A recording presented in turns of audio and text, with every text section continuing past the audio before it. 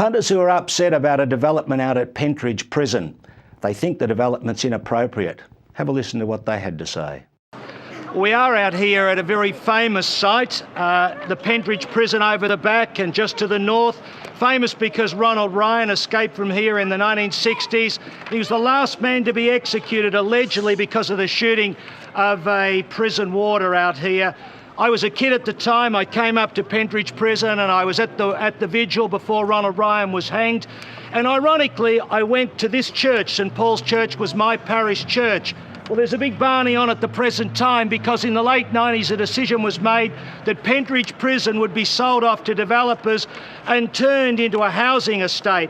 What's proposed over the back here is 2 apartments of 4 stories in dimension, and the parents are genuinely concerned about the overhanging aspects and the fact that the children here could be looked on by anyone in those apartments. So we're going to find out, I think, what's going on. I gather you children are not happy. What's that chant you've got there? Could you give it to me one more time? Hey, hey, ho, ho, the high rise has got to go. Hey, hey, ho, ho, the high rise has got to go. Hey, hey, ho, ho, the high rise has got to go. Why are you concerned about this development? Well, concerned that the 4-storey building, of course, is going to be looking into the school. I've got 3 daughters here at the school and I need them to be safe. Now, some people might say, oh, well, there's a bit of hysteria. You're all concerned about something that really isn't an issue. What do you say to those people? Well, it is an issue regardless of how you look at it. There's still going to be 4-storey buildings. You don't know who's going to be purchasing these apartments and our kids need to be safe.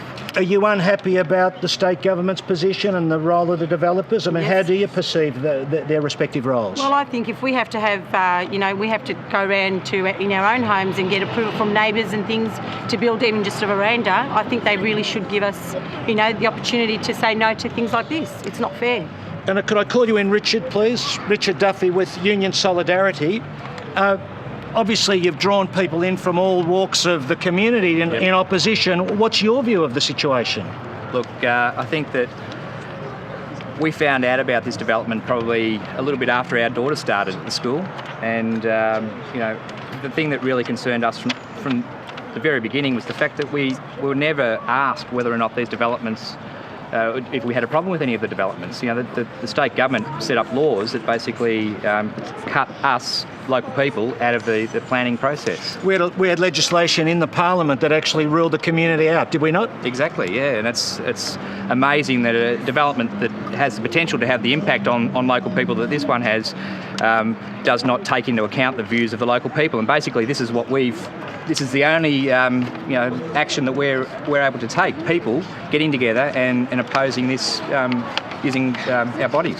Moreland Council would describe itself as a progressive council. It even says it's left-wing. Yeah. Have they been good in this process?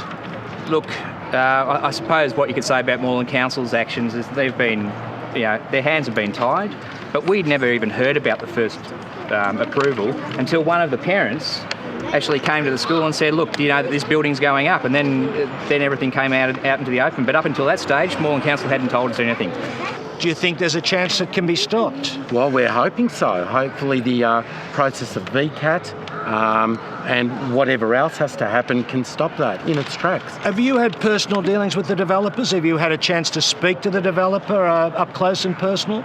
No, not exactly. We had a bit of a picket meeting last Monday and that didn't go down too well. He was not willing to speak to us and actually caused a few problems of driving and came close to hurting people who were there on the footpath. So there's a lot of bad blood between parents and the school and the developers, It seems so. There seems to be. Thanks for your time. No worries. Now, I've got the principal of the school here too. In my role now as a principal, I have to put into place what's known as the Working with Children Act, which was enacted in 2006 by the state government. And all throughout 2007, we were putting into place getting working with children checks on all our parents and all the people who actually come into the site.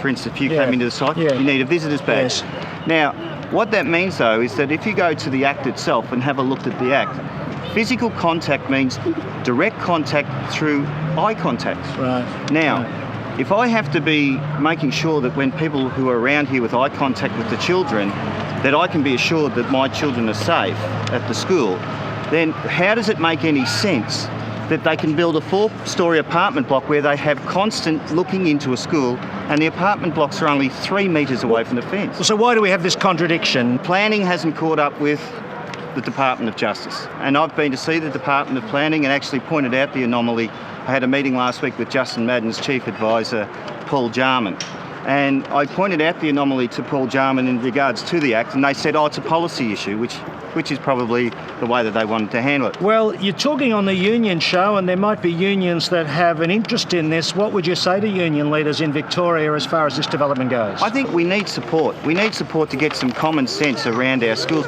especially St Paul's, because we're right in the middle of this now. Yes.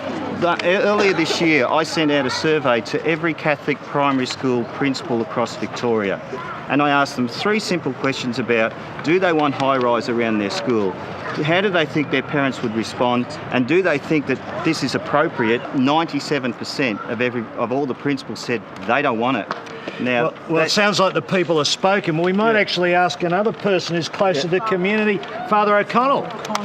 Yes. I'm quite annoyed because as soon as I heard that there was Pentridge was being sold, I contacted the then developer, expressing great interest in, we would like to buy some land for school expansion. And it fell through because the value of the land increased, and I suppose he saw more profit in developing it than selling it to the school and the church. So what do we need to do? What's the next step?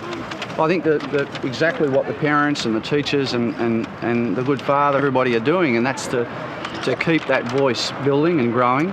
Our job as Union Solidarity is to try to telescope that voice, make it a bit louder in the right ears, and we will do that because many of the people in this community have helped out unions in the past. Indeed, and so I suppose there's a call to union leaders to at least take an interest in this issue and give us an opinion and see whether they can exert some influence. Would that be right? I think so, and I think sometimes people only hear part of the story and they think that, you know, people want to stop development. Nobody wants to stop development here. The parents reconcile themselves to it, but they do want to make sure it's appropriate for the kids. Thanks, David. Thank you.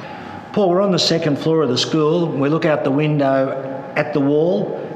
Give us a picture. Well, when you look out the window, what you'll see is the 2nd, 3rd and 4th storey of the actual development, which will be around about 8 to 10 metres taller than the wall itself. We'll have windows just where these windows are. They'll be looking straight down into the school building all the time. On the bottom floor, we have our toilets, and the children who go to the toilets, they're just clear glass. The people will be able to look straight down into the toilets where the kids are. Right, thanks for your time.